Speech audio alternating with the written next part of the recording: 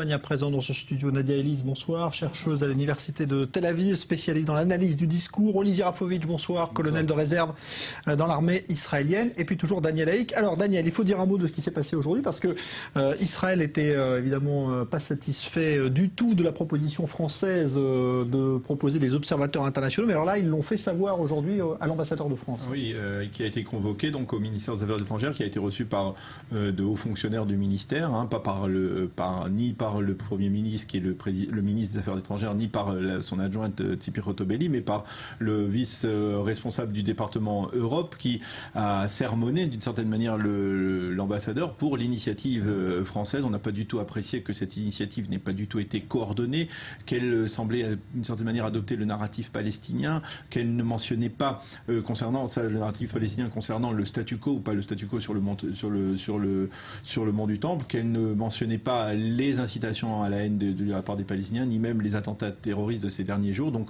on n'a pas du tout apprécié cette initiative et on peut dire que d'une certaine manière, celui qui n'a pas utilisé la langue de bois, c'est Yaakov Amidror, un ancien général, ancien conseiller à la sécurité nationale d'Israël, qui a affirmé « Imaginons que nous réclamions le déploiement d'observateurs à Paris pour mesurer le niveau de l'antisémitisme, que diraient les Français ?» Donc c'est un peu dans ce contexte de tension que s'est déroulée cette rencontre. Et un point important, c'est que apparemment John Kerry, c'est-à-dire tout cela s'est déroulé avec le soutien tacite de John Kerry, des Américains qui cautionnent ce refus des Israéliens envers cette initiative. Les Américains aussi n'ont pas apprécié et c'est important de le souligner. Il semble que John Kerry ait enfin officiellement été convaincu, persuadé par Benjamin Netanyahu et par les Israéliens qu'il n'y a pas de modification du statu quo sur le mont du Temple et qu'il ne faut pas, il l'a dit lui-même aujourd'hui à Madrid, il ne faut pas modifier ce statu quo et en amenant des nouveaux paramètres à l'intérieur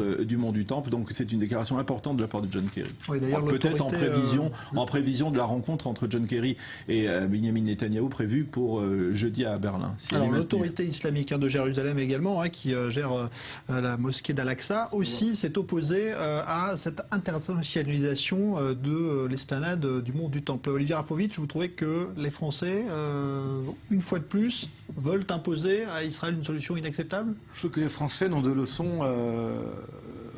de leçons à donner à Israël. Israël est un pays souverain, un pays démocratique, un pays déterminé. Israël, nous savons ce que nous avons à faire face aux violences, face au terrorisme.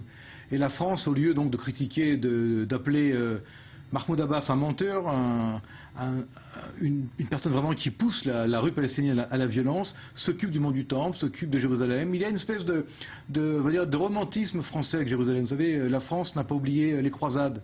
Il y avait des Français, des Francs, des chevaliers français à Jérusalem et pendant pas mal de temps. Ils ont été chassés par les musulmans, par Saladin à l'époque d'ailleurs. Et sur la route de Jérusalem, ils ont tué des milliers de Juifs.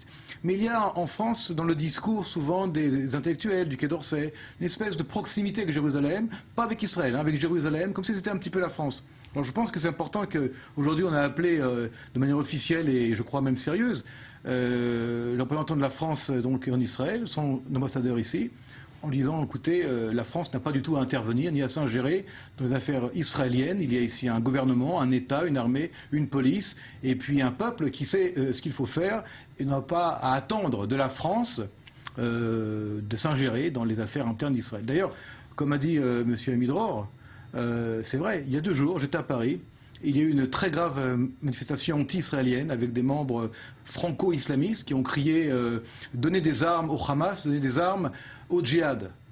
C'est là que la France devrait intervenir, c'est là que la France devrait véritablement s'impliquer et s'ingérer pour faire que la France islamisée et islamiste cesse d'être un danger pour la France, pour le monde et également pour les Israéliens.